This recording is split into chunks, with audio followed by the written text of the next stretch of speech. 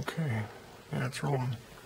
Welcome to the Italian Front display at the Museum of 20th Century Warfare in June 2011. Britt King will give you a quick explanation of the different uniforms and some of the weapons. Okay, it's always been my thought that the Italian campaign got a little neglected when we talk about displays and reenactments and all that. So we tried to remedy it this weekend. I brought some of my collectibles out here. Tried to represent the biggest slice of who participated in the Italian theater in the form of mannequins and bring out some uniforms and all that. We'll start with this guy, new mannequin. I'm really proud of these. But he represents a Canadian soldier with the 1st Canadian Division that served the entire campaign, and right up until about 3 months before the end of the war. They served in Italy before they transferred up into northwestern Europe. This gentleman is a representative of a German Fallschirmjäger, very busy in Italy. They fought pretty much up the entire length of the peninsula. They were the shock troops. They got sent into the line when things really got bad. Very tough defensive fighters. This particular uniform kind of shows the strange quality of uniforms in Italy, especially with the Germans. It was a mixture of tropical and continental uniforms, thus the tropical trousers, continental camouflage. It was just kind of a hodgepodge, a big mix of uniforms. Really saw that a lot in Italy among the German troops. These uniforms just represent with the insignia some of the American divisions that served in Italy. 1st Special Service Force, 1st Armored, 3rd Infantry Division, 36th Infantry Division, and the 45th. They were among the more celebrated divisions in the campaign. Of course, there were a lot of others. I don't have them all. Here's some Commonwealth representation here. South Africa, there was a South African division, 6th Armored Division, that fought in Italy. The New Zealanders were well represented. They served with the, they actually jumped between the 8th Army and 5th Army a couple times, but they served the entire time in the Italian Peninsula. More 1st Canadian Division. This is a tropical uniform. And then an example of a British 78th Division tropical uniform that was worn in Italy with a New Zealand cap. These three guys, again, represent troops that were commonly seen in Italy. A German mountain trooper. Obviously, Italy is a very mountainous country. What better place to send a Gebirgsjäger than to fight in the Italian mountains? And they were used as defensive troops as well alongside the Fallschirmjäger. The entire length of the peninsula. Just brought a few other things here down on the bottom. This is an example of a German helmet, British helmet with Polish insignia, and I'll get back to the Poles in a moment. This is a British infantryman, winter wear, 78th Division, commonly seen wearing the leather jerkins and just the P-37 gear. Gentleman on the end is an American GI, the 34th Infantry Division, which spent the entire campaign in Italy, right to the end.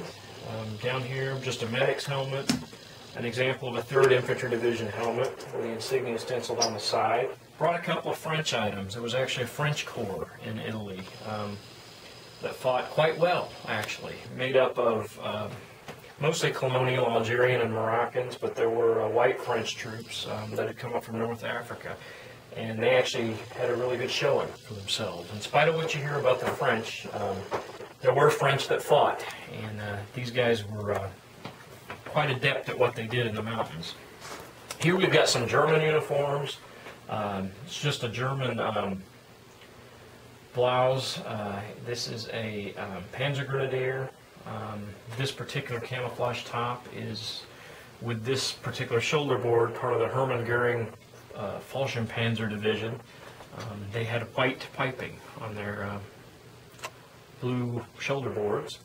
Just a couple examples of the Luftwaffe field cap and helmet that would have been worn with this uniform. More German down here.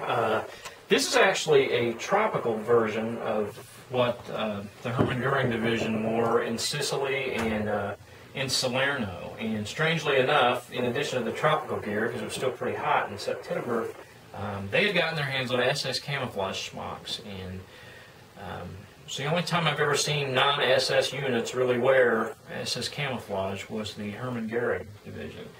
And they had gotten a supply in Italy and continued to wear them at least through the Italian campaign. I think when they were finally pulled back into the Russian campaign, the SS camo disappeared. This is an example of an Italian Marines uniform from the Decimo Mas.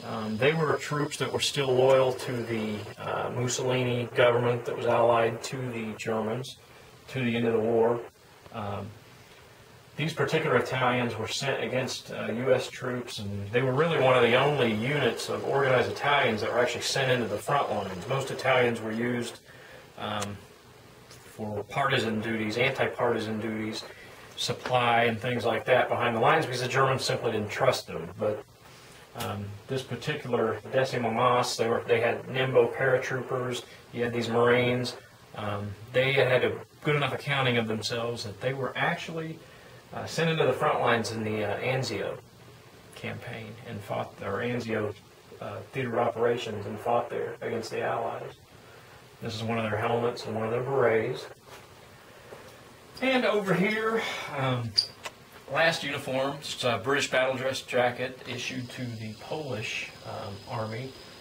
The Poles had a entire corps that fought, 2 divisions in Italy. This one is the 3rd Carpathian Division.